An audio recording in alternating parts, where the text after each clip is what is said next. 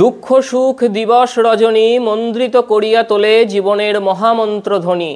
শত শত সাম্রাজ্যের ভগ্নশেষ পরে ওরা কাজ করে।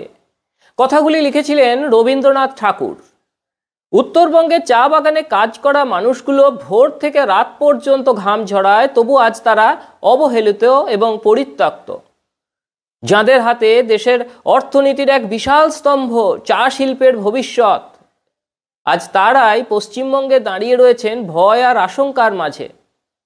উত্তরবঙ্গের এই চা শ্রমিকদেরও স্বপ্ন আছে, জানেন। তাদের স্বপ্ন আছে তাদের সন্তানদের ভালো করে লেখাপড়া শেখানোর স্বপ্ন, ভালো দিন কাটানোর স্বপ্ন। এই স্বপ্নগুলো পূরণ করার জন্য প্রকল্পও আনে মোদী সরকার, তবে তা কোনোভাবেই লাগু করেনি মমতা সরকার। তৃণমূল সরকারের শাসনে চা শ্রমিকরা যেন সাঁড়াশি চাপে রয়েছেন। না আছে তাদের কাজের নিশ্চয়তা, না আছে তাদের কোনো নিরাপত্তা, না আছে তাদের কথা শোনার কেউ। কেন্দ্রীয় সরকার এগিয়ে এসেছে, কেন্দ্রীয় সরকার প্রকল্প শুরু করেছে, তার জন্য অর্থ বরাদ্দ করেছে, তার জন্য পরিকল্পনা করেছে, সমস্ত কিছু রেডি করেছে কেন্দ্রীয় সরকার, কিন্তু রাজ্য সরকারের গাফিলতি এবং উদাসীনতাতে তা কোনোভাবেই কার্যকর হচ্ছে না। শেষ পর্যন্ত দেখুন ভিডিওটি, তুলে ধরব উত্তরবঙ্গের চা শ্রমিকদের দুরবস্থা। নমস্কার, আমি শুভ্র চট্টোপাধ্যায় আর আপনারা দেখছেন মাধ্যম। 2021 সালের 1 ফেব্রুয়ারি বাজেট বক্তৃতায় কেন্দ্রীয় অর্থমন্ত্রী নির্মলা সীতারামন ঘোষণা করেন যে অসম এবং পশ্চিমবঙ্গের চা শ্রমিকদের, বিশেষ করে নারী শ্রমিক এবং তাদের সন্তানদের কল্যাণে 1000 কোটি টাকা বরাদ্দ করা হবে।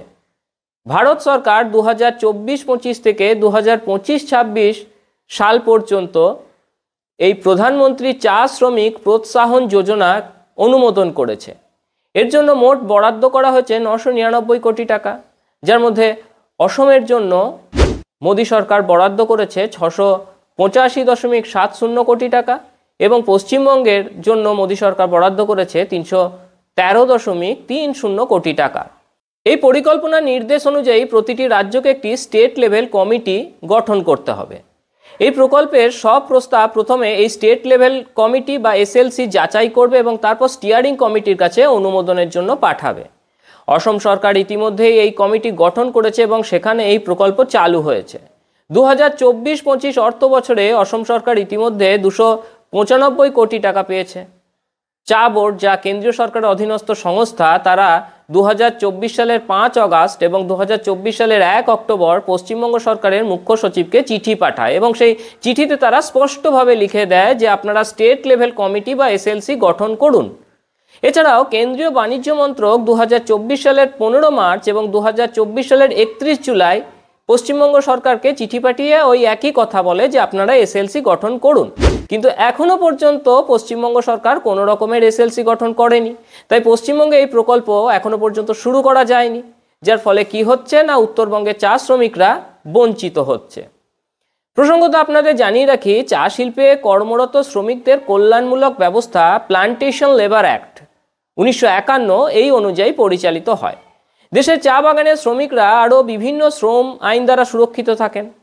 প্রসঙ্গত কেন্দ্রীয় সরকারের অধীনস্থ এই সংস্থা চা বোর্ড কিছু অতিরিক্ত কল্যাণমূলক ব্যবস্থাও চালু করেছে, যা প্লান্টেশন লেবার অ্যাক্টের সুবিধার পরিপূরক হিসাবে কাজ করে বলে জানা যায়।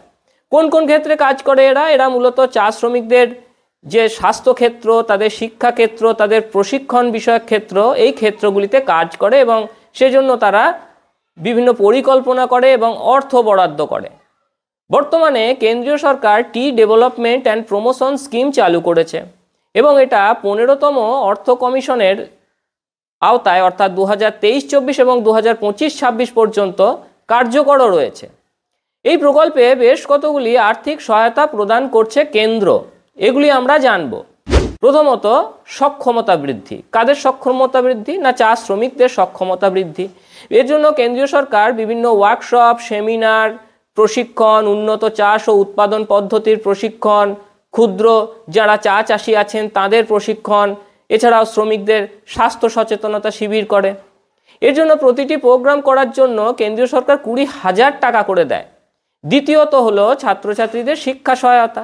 না, চা বাগানে যারা শ্রমিক আছেন এবং ক্ষুদ্র চা চাষি আছেন তাদের সন্তানদের জন্য এই স্কিম দ্বিতীয় হলো ছাত্রছাত্রীদের শিক্ষা সহায়তা। চা বাগানের শ্রমিক এবং ক্ষুদ্র চা চাষিদের সন্তানদের জন্য এই স্কিম। এর জন্য কেন্দ্রীয় সরকার প্রতি পড়ুয়াকে প্রতি বছরে 20,000 টাকা করে দেয়। এছাড়াও বই, ইউনিফর্ম ইত্যাদিও কিনে দেয়।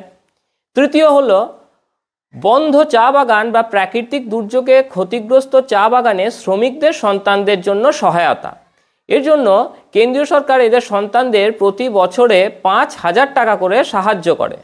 চতুর্থ হলো মেধা পুরস্কার। ক্ষুদ্র চা চাষি এবং বড় চা বাগানের শ্রমিকদের সন্তানরা এই সুবিধা পেতে পারেন এবং এর জন্য মাধ্যমিক এবং উচ্চ মাধ্যমিক পরীক্ষায় ভালো রেজাল্ট করেছে এমন চা শ্রমিকদের সন্তানদেরকে এককালীন একটা টাকা দেওয়া হয়। মাধ্যমিকের জন্য 8,000 টাকা এবং উচ্চ মাধ্যমিকের জন্য 10,000 টাকা। পঞ্চমত হলো অসুস্থ বা প্রতিবন্ধী বা যারা অন্যের উপর নির্ভরশীল সেই সমস্ত শ্রমিকদের সহায়তা, যাদের ধরুন গুরুতর যে কোনো অসুখ রয়েছে, যেমন কিডনি, হার্ট, লিভার, ক্যান্সার। এছাড়াও যারা ধরুন বিভিন্ন চা বাগানে কাজ করতেন সেগুলি বন্ধ হয়ে গেছে, তো তাদের জন্য সহায়তা করে কেন্দ্রীয় সরকার যদি কেউ অসুস্থ হয়, এবং প্রতি রোগীকে 50,000 টাকা করে দেওয়া হয়। এজন্য এই প্রকল্প সেজন্যই নেওয়া হয়েছে যাতে শ্রমিকরা স্বাস্থ্যটা তাদের সুরক্ষিত থাকে। তাই তাদের সরাসরি সাহায্য করার জন্য ডাইরেক্ট বেনিফিট ট্রান্সফার পদ্ধতি ব্যবহার করা হয়। এক্ষেত্রে জানা যাচ্ছে পশ্চিমবঙ্গের জন্য বরাদ্দ যে 313.30 কোটি টাকা রয়েছে, যেটা মোদী সরকার বরাদ্দ করেছে, এটা প্রকৃত উদ্দেশ্যে এবং সঠিকভাবে ব্যবহার করা যেত এবং চা শ্রমিকদের এবং তাদের পরিবারের কল্যাণের কাজেই লাগানো যেত, কিন্তু সেটা করেনি। জানা গিয়েছে সম্প্রতি শিলিগুড়ি, জলপাইগুড়ি অঞ্চলে চা বোর্ডের ডেভেলপমেন্ট অফিসাররা চা বাগানের শ্রমিকদের তথ্য সংগ্রহ শুরু করেছেন, যেমন ব্যাংক অ্যাকাউন্টের তথ্য ইত্যাদি। কিন্তু অভিযোগ উঠছে তথ্য সংগ্রহের সময় পশ্চিমবঙ্গ সরকারের বেশ কিছু কর্মকর্তা তারা এই চা বোর্ডের কাজ নিয়ে আপত্তি করেন এবং তাদের বক্তব্য ছিল যে চা বোর্ড সরাসরি এই ধরনের তথ্যগুলি সংগ্রহ করতে পারে না, বরং এটা পশ্চিমবঙ্গ সরকারের নির্ধারিত নিয়ম এবং প্রক্রিয়ার মাধ্যমেই করা উচিত। বিভিন্ন সংবাদ মাধ্যমের প্রতিবেদন অনুযায়ী এই মুহূর্তে আলিপুরদুয়ার জেলাতেই 3,000-এরও বেশি শ্রমিকের দিন কাটছে আশঙ্কায়। গত 3 মাস ধরে বন্ধ হয়ে পড়েছে আলিপুরদুয়ারে দলসিংহপাড়া চা বাগান, অথচ সরকারি খাতায় সেটা নাকি খোলা রয়েছে। শ্রমিকদের বিশেষ ভাতাও বন্ধ রয়েছে, অর্ধাহারে কিংবা প্রায় অনাহারে দিন কাটাচ্ছেন তারা। দিশাহীন 950 জন শ্রমিক এই মুহূর্তে ওই চা বাগানের। এর পাশাপাশি চিতাবাঘ, বিষধর সাপ, হাতি সহ বিভিন্ন বন্য জন্তুরা নিরাপদ আশ্রয় হিসেবে বেছে নিচ্ছে ওই বন্ধ চা বাগানগুলিকে। এর ফলে একদিকে যেমন শ্রমিকদের কাজ নেই, অন্যদিকে এই বন্য জন্তুদের আক্রমণেরও ভয় তাদের রয়ে যাচ্ছে। অর্থাৎ একটা সাঁড়াশি চাপে বিধ্বস্ত হয়ে পড়েছে চা শ্রমিকরা। অথচ সমস্যা সমাধানের কোনো উদ্যোগই রাজ্য সরকারকে নিতে দেখা যাচ্ছে না। আবার কেন্দ্রীয় সরকার যদি উদ্যোগ নিচ্ছে, তখন রাজ্য সরকারের আধিকারিকরা প্রশ্ন তুলছেন যে চা বোর্ড সরাসরি এই কাজ করতে পারে না। শ্রমিকদের এই দুরবস্থার দায় এড়িয়ে যেতে পারে কি রাজ্য সরকার? কমেন্ট করে জানান আপনাদের মতামত। আজ এখানেই শেষ করছি। সঙ্গে থাকুন, দেখতে থাকুন মাধ্যম। उत्तर प्रदेश के मुख्यमंत्री योगी आदित्यनाथ के नेतृत्व में आज उत्तर प्रदेश में गौमाता न केवल सुरक्षित है, बल्कि प्रदेश की अर्थव्यवस्था को नई ताकत दे रही हैं। मुख्यमंत्री योगी आदित्यनाथ ने गोवंश संरक्षण को सामाजिक, सांस्कृतिक और आर्थिक क्रांति में बदल दिया। प्रधानमंत्री नरेंद्र मोदी के विजन और योगी सरकार की कार्य योजना से 2 जनवरी 2019 को देश की पहली निराश्रित गोवंश संरक्षण नीति उत्तर प्रदेश में लागू हुई। अगर कोई किसान 4 गोवंश रखता है तो 4 गोवंश के लिए 6,000 रुपए महीना हम उनको देते हैं। आम के आम और गुठली के भी दाम, यानी गौ माता की सेवा का पुण्य भी पाओ और सरकार का अनुदान भी पाओ। आज प्रदेश में 7,717 गौशालाओं में 12,52,000 गोवंश संरक्षित हैं। 520 मोबाइल वेटनरी यूनिट्स, 2,200 से अधिक प्राथमिक पशु चिकित्सालय और 2,575 पशु सेवा केंद्र दिन रात सक्रिय हैं। ग्राम स्तर पर जैविक खेती को बढ़ावा मिल रहा है। प्रतिदिन 5,500 टन गोबर से वर्मी कंपोस्ट, गोकास्ट, धूप बत्ती, जीवामृत, घनामृत जैसे उत्पाद बन रहे हैं, जिनमें महिला समूहों की सक्रिय भागीदारी ने लाखों महिलाओं को आत्मनिर्भर बनाया है। स्वदेशी नस्लों के संरक्षण और 3,08,000 निःशुल्क कृत्रिम गर्भाधान से दुग्ध उत्पादन में ऐतिहासिक वृद्धि हुई है। 390 लाख मीट्रिक टन का रिकॉर्ड उत्पादन। 1,67,000 करोड़ रुपए के योगदान के साथ गौ आधारित ग्रामीण अर्थव्यवस्था आज उत्तर प्रदेश मॉडल की सफलता का प्रमाण है।